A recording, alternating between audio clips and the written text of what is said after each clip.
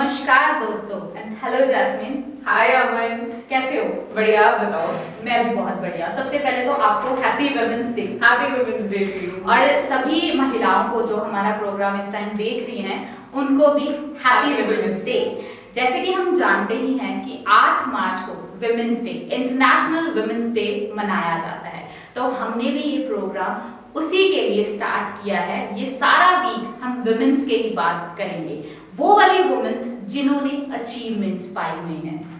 बिल्कुल अमन, जैसे हम जानते हैं हिस्ट्री में अगर हम शुरू से देखें तो वुमेन का मुकाम बहुत ज्यादा पहले नीचे था, लेकिन उसके बाद जैसे ही ऊपर उठा है तो उस दौरान हमारे पास हिस्ट्री में बहुत सारी ऐसी वुमेन आई हैं जिन्होंने अपना मुकाम खुद हासिल किया है, खुद बनाया है। अगर हम शुरुआत के दौर की बात करें तब वुमेन्स को पैरों की जूती के बराबर माना जाता था, लेकिन उस टाइम में भी बहुत सारी वुमेन ऐसी थी जो आगे उभर के आई और उन्होंने अपना नाम बनाया, जिनको आज भी बहुत ही अच्छे तरह से जाना जाता है।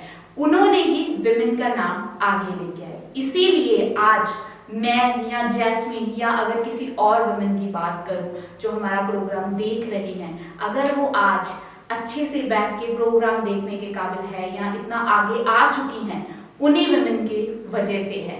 पहले क्या कहा जाता था कि विमेन को आगे नहीं आने देना, और अभी भी ये कहते हैं कि लड़कों के बराबर लेके आना है विमेन को, लेकिन नहीं। मैं ये कहूंगी कि आज के दौर में विमेन और लड़कों में कोई भी फर्क नहीं है। जो लड़कियां हैं वो भी प्रॉपर तरीके से आगे आ चुकी हैं और हर एक क्षेत्र में अपना नाम बना चुकी हैं। इनफैक्ट अमन, मैं तो ये कहूंगी कि शायद ये आगे आना ही नहीं, लड़कों से भी 2 कदम और आगे निकल चुकी हैं। बिल्कुल बिल्कुल, हर क्षेत्र में, चाहे वो पायलट का क्षेत्र हो, डॉक्टर का क्षेत्र हो, या फिर पॉलिटिक्स हो, या फिर स्टडी का मामला या पुलिस का मामला हो, हर जगह में आज एक लड़की आगे आ चुकी है। सो लड़कियां आगे आ चुकी हैं, विमेन एम्पावरमेंट हो चुकी है जी। सो अब हम स्टार्ट करते हैं। हमने टॉप 5 वुमेन्स की बात करनी है आज, जो हिस्ट्री में जिन्होंने अचीवमेंट्स पाई हैं। सबसे पहले मैं बात करूंगी रजिया सुल्तान की। रजिया सुल्तान 13वीं सदी में दिल्ली में रूल किया था उन्होंने। उनकी सक्सेस के पीछे उनके पिताजी का बहुत बड़ा हाथ था, क्योंकि उनके पिताजी ही थे जो 1 साल के लिए पहले उनको मौका दिया कि तू रूल कर, आप रूल करो वहां पे। 1 साल के लिए वो ग्वालियर गए तो उन्होंने अपने बेटों की जगह अपनी बेटी को ये ऑप्शन दी कि आप दिल्ली को 1 साल के लिए चलाओ, और रजिया सुल्तान ने दिल्ली को बहुत अच्छे तरह से 1 साल के लिए चलाया। जब उनके पिताजी वापस आए तो उन्होंने देखा कि मेरी बेटी ने तो सल्तनत को बहुत ही अच्छे तरीके से संभाला है, लड़के से भी अच्छे तरीके से संभाला है। तो उन्होंने ये तय किया कि मैं अपनी बेटी को क्यों ना सल्तनत सौंप दूं। लेकिन बहुत सारी समस्याएं आई। रजिया सुल्तान जी की सौतेली माँ और सौतेले भाई ने उनके साथ युद्ध किया ताकि उनको सल्तनत से हटाया जा सके, लेकिन वो एक स्किल्ड वॉरियर थी। उन्होंने वो युद्ध लड़ा और इवन जीता भी और सल्तनत को हासिल किया। उस मामले में उनको स्किल्ड वॉरियर के नाम से जाना गया। उसके बाद वो पहली लड़की थी मुसलमान के टाइम की जिन्होंने पर्दा प्रथा जो थी उसको खत्म किया, खुद भी पर्दा को खत्म किया और बाकी लड़कियों को भी पर्दे से बाहर आने की बात करी, और अपना जो अटायर था उसको भी चेंज किया। ना तो वो लड़कियों के कपड़े पहनती थी, ना ही वो लड़कों के कपड़े पहनती थी। उन्होंने एक अपनी ही ड्रेस तैयार की जिसको उन्होंने अपना पहरावा बनाया। उसके बाद ये तो हुई उनकी सल्तनत की बात। बहुत सारी लड़ाइयाँ लड़ी, युद्ध लड़े उन्होंने, इवन वो जीते भी। अपनी जो किंगडम थी उसको इतना ज़्यादा फैला दिया कि दिल्ली का नाम आज भी गूंजता है। उसके अलावा रजिया ने सोशल वर्क भी बहुत सारे किए, जैसे कि उन्होंने स्कूल स्टार्ट किए स्पेशली लड़कियों के लिए, मुस्लिम लड़कियों के लिए। लड़कियों को आगे नहीं आने दिया जाता था, उनको पढ़ने की परमिशन नहीं थी, लेकिन उन्होंने वो चीज़ को स्टार्ट किया और हिंदू और मुस्लिम का एक जो फर्क था उसको दूर किया। उन्होंने स्कूल बनाए, ओपन लाइब्रेरीज बनाई ताकि हिंदू और मुस्लिम जो लड़कियां हैं वो आए और वहां पे आके पढ़ सके। जब हम रज़िया की बात करते हैं तो एक उनके बारे में इंटरेस्टिंग फैक्ट है जो मैं हमारे दर्शकों से शेयर करना चाहूंगी। जी उनका नाम एक्चुअली उन्होंने चेंज कर दिया था, उन्होंने अपना नाम जलालत उद्दीन रज़िया रख दिया था, क्योंकि उस टाइम पे जो वर्ड सुल्ताना था उसका बेसिक मतलब ये था कि या तो आप सुल्तान की बीवी हैं या मिस्ट्रेस हैं। उन्होंने एक बात बहुत पावरफुल कही थी उस टाइम पे कि ना तो मैं किसी की बीवी हूँ ना मिस्ट्रेस हूँ, मेरी किसी आदमी के साथ पहचान नहीं है, मेरी एक अपनी इंडिविजुअल पहचान है। उस दौर में मतलब 13वीं सदी में इस बात का कहना, वो भी एक मुस्लिम लड़की के थ्रू, शायद बहुत बड़ी बात थी। और वो एक लौती रूलर थी उस टाइम की। तो रज़िया सुल्तान ने तो बहुत सारी अचीवमेंट्स पाई हैं और उन्होंने लोगों के लिए भी बहुत सारा काम किया है। खैर ये तो एक उस दौर की बात थी। रज़िया जो है एक रिच फैमिली बैकग्राउंड से बिलोंग करती थी, लेकिन अगर हम बात करें कुछ ऐसी भी विमेन हमारी हिस्ट्री में हुई हैं, हमारी सोसाइटी में हुई हैं, जो लो कास्ट से होते हुए भी अपने आप को अपना एक लेवल सेट उन्होंने किया था। जैसे हमारी सबसे पहली हेडमिस्ट्रेस थी, पहली टीचर थी सावित्री बाई फुले जी।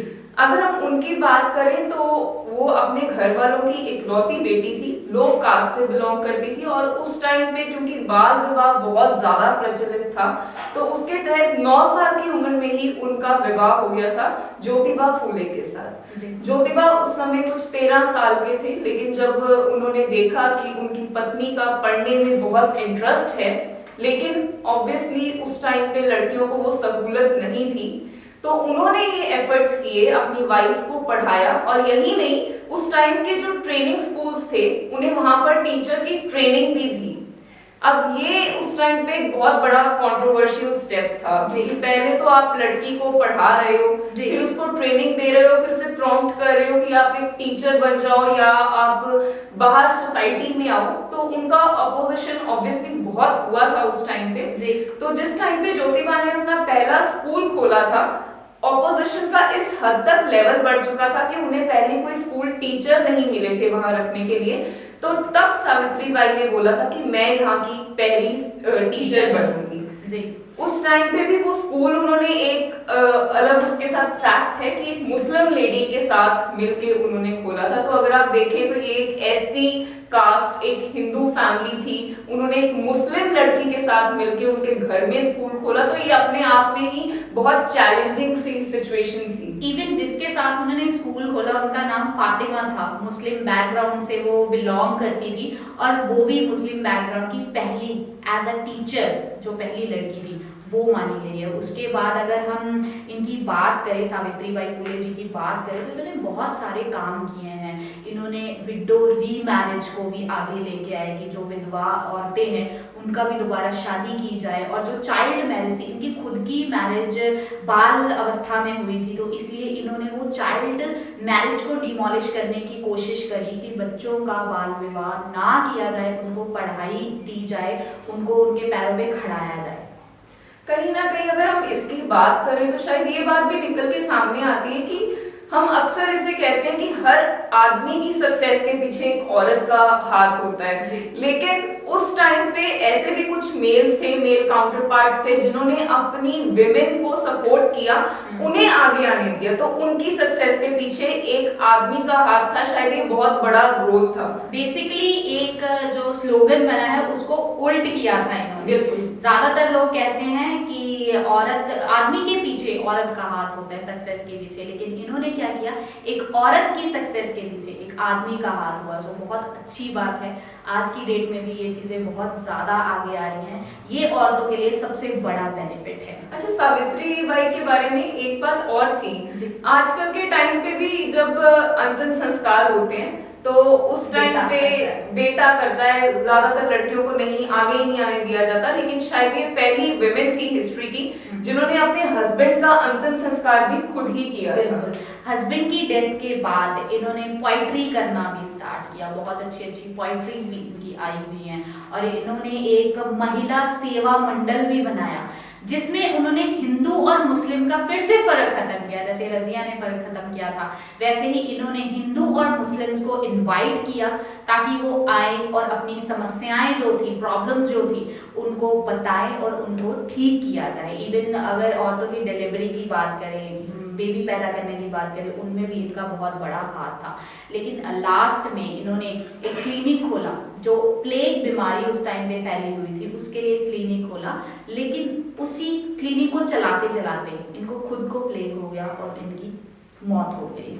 उसके बाद अगर हम बात करें टॉप थर्ड वुमेन है, उनका नाम है फातिमा बीबी, जो 20वीं सदी में आई, पहली लेडी जो जज बनी। सबसे पहले तो इन्होंने एडवोकेट की शिक्षा हासिल की। एडवोकेट बनने के बाद इन्होंने बार काउंसिल का एग्जाम दिया, क्लियर किया, और जो डिस्ट्रिक्ट कोर्ट्स होते हैं उनमें वो जज अपॉइंट हुई। बहुत अच्छा काम किया। काम करते करते हाई कोर्ट की परमानेंट जज बनी। हाई कोर्ट से उनकी प्रमोशन सुप्रीम कोर्ट में हुई। जो लास्ट उनके दिन थे वो सुप्रीम कोर्ट में एज अ जज रही हैं और देश की सेवा करी है, और पहली महिला बनी है जो जज बनी है। अभी जितनी हमने लेडीज की बात की, इसके बाद जो नेक्स्ट लेडी है जिनके बारे में शायद आप, मैं और हम सब जानते हैं, और ये बात फैक्ट को हम मानते भी हैं कि उन्हें आयरन लेडी कहा जाता है। जी हाँ, मैं इंदिरा गांधी के बारे में बात कर रही हूँ, जिन्होंने 15 साल तक as a first women prime minister India में काम किया था। अगर उनकी हिस्ट्री की बात की जाए तो वो first Indian prime minister Jawaharlal Nehru की बेटी थी। 1959 में उन्होंने कांग्रेस में कदम रखा था और 1966 से लेके 1984 तक उन्होंने अपनी सरकार बनाई थी। इस पीरियड के दौरान काफी ऐसे रेवोल्यूशनरी स्टेप्स थे जो उन्होंने लिए थे। उन्होंने शुरू से ही गरीबों के हक की बात की थी। जितने बैंक्स थे उन सबको नेशनलाइज कर दिया, इवन डीमोनेटाइजेशन कर दिया। डीमोनेटाइजेशन तो खैर अब भी हुई थी, 2000 के नोट आ गए थे, तो पहली डीमोनेटाइजेशन थी वो इनके टाइम पर हुई थी। और लेकिन इनकी डीमोनेटाइजेशन भी ऐसी थी कि जो 1000 के या बड़े नोट थे उन्हें बंद किया गया था, लेकिन गरीब इंसान अफेक्ट नहीं हुआ था उस चीज से। मतलब आज की जो सिचुएशन थी वैसी सिचुएशन नहीं हुई। नहीं। उसके अलावा इन्होंने एजुकेशन सिस्टम को भी बहुत ज्यादा स्पेशली लड़कियों के लिए इनकी पॉपुलेशन पॉलिसीज बहुत स्ट्रॉन्ग आई थी। और इसके अलावा जो एक मेजर स्टेप था, इंडिया की पहली इमरजेंसी इनके टेन्योर में लगी थी। और सबसे बड़ी बात कोई ये भूल नहीं सकता कि 1971 की जो जंग थी वो इन्होंने ही, इन्हीं की वजह से बेसिकली वो हम जीत पाए थे, जहां पर बांग्लादेश बन गया था। उस टाइम पे जो रिफ्यूजीज थे जो हमारे ईस्ट साइड से असम और उन स्टेट्स में आते थे, उनकी हेल्प करने के लिए इन्होंने ईस्ट और वेस्ट पाकिस्तान को अलग किया था, जो कि एक बहुत बड़ा कंट्रीब्यूशन था। और इनकी एक बहुत इंपॉर्टेंट बात है, आजकल हम देखते हैं कि हमारे जितने लीडर्स होते हैं वो काफी ज्यादा इंटरनेशनल ट्रैवल्स करते हैं और यूएस को एक बहुत सुपर पावर माना जाता है। उस टाइम पे इन्हें यूएस की तरफ से लगातार 2 बार इनविटेशंस आए थे, लेकिन इन्होंने रिजेक्ट कर दिया था। अगर रशिया जो उस टाइम की सुपर पावर थी उनके साथ हमारे बॉन्ड्स की बात की जाए तो वो बॉन्ड्स भी बेसिकली इन्हीं के टेन्योर में स्ट्रेंथन किए गए थे। बिल्कुल, बहुत स्ट्रॉन्ग वुमेन थी।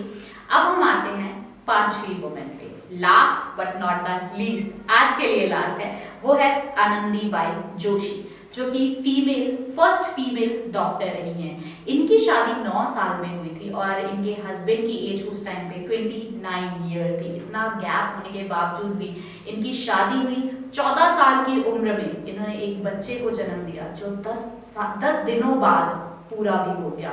उस टाइम पे इन्होंने ये चीज सोची कि मैं खुद क्यों ना डॉक्टर बनूं। इनके हस्बैंड का भी बहुत ज्यादा इनको सपोर्ट रहा। उनकी सपोर्ट की वजह से ही उन्होंने ही इनको बोला कि आप जाओ यूएस में जाओ और डॉक्टरी की स्टडी पूरी करो और डॉक्टर बनो। पहली वुमेन थी जो इंडिया से बाहर जाके पढ़ने के लिए स्पेशली गई हैं। ये पढ़ने के लिए यूएस में गई, वहाँ पे अपनी पढ़ाई करी, लेकिन वहाँ पे भी बहुत ज़्यादा स्ट्रगल करनी पड़ी क्योंकि इनको टीबी की बीमारी और कुछ जो वेदर की प्रॉब्लम्स होती हैं उनकी वजह से ये बीमार रहती थी। लेकिन फिर भी इन्होंने अपनी डॉक्टरेट की डिग्री कंप्लीट करी और इंडिया में आके अपना हॉस्पिटल खोला। अपने पति की हेल्प से ही अपना हॉस्पिटल खोला और पहली वुमेन यूनिट की फर्स्ट ये इंचार्ज बनी। विमेंस की प्रॉब्लम्स को ठीक करने में, लेकिन ये ज़्यादातर अपना योगदान नहीं दे पाई क्योंकि इनको टीबी था। तो 21 साल की उम्र में इनको टीबी की वजह से इनकी डेथ हो गई थी। अगर आज हम जितनी 5 विमेन की हमने बात की है, अगर इनमें एक चीज हम एनालाइज करें अमन, तो ये बहुत क्लियर है कि कहीं ना कहीं इनके या तो पिता या भाई या फिर इनके पति थे जिन्होंने कहीं ना कहीं इन्हें सपोर्ट किया था उस दौर में, जिस दौर में शायद लड़के लड़कियों को सप्रेस करना ज्यादा एक अच्छी चीज मानते थे। बिल्कुल बिल्कुल, वही कह सकते हैं कि जो भी इंसान है, चाहे वो लड़का है या लड़की है, अगर एक इंसान की सपोर्ट रहे उसके साथ तो वो कहाँ से कहाँ तक पहुंच सकता है। सो ये जो टॉप 5 विमेंस थी, इनके साथ भी कुछ ऐसा ही हुआ था कि इनके भाई ने या पापा ने या हस्बैंड ने इनका साथ दिया, तो आज इनका नाम यहाँ पे रोशन हुआ। अगर हम आज की भी मिसालें देखें तो शायद वो भी कम नहीं है, क्योंकि अगर रीसेंट बात है, असम जैसी स्टेट से, जो कि बहुत पीछे की स्टेट है, पिछड़ी हुई स्टेट है, वहां से एक लड़की डीएसपी बन सकती है, हिमा दास, जिनका अभी ही पेपर क्लियर हुआ था। तो शायद अगर इन लड़कियों को और सपोर्ट दी जाए और इनका हौसला बुलंद किया जाए तो ये आज भी आसमान छू सकती है। बिल्कुल, तो हम तो सबको यही कहेंगे कि वुमेन एम्पावरमेंट को सपोर्ट करो, वुमेन को आगे लेके आओ, क्योंकि वो अगर घर चला सकती हैं तो वो दुनिया भी चला सकती हैं। सो आज के लिए सिर्फ इतना ही, दोबारा फिर मिलेंगे एक नए एपिसोड के साथ। तब तक के लिए bye bye and take care.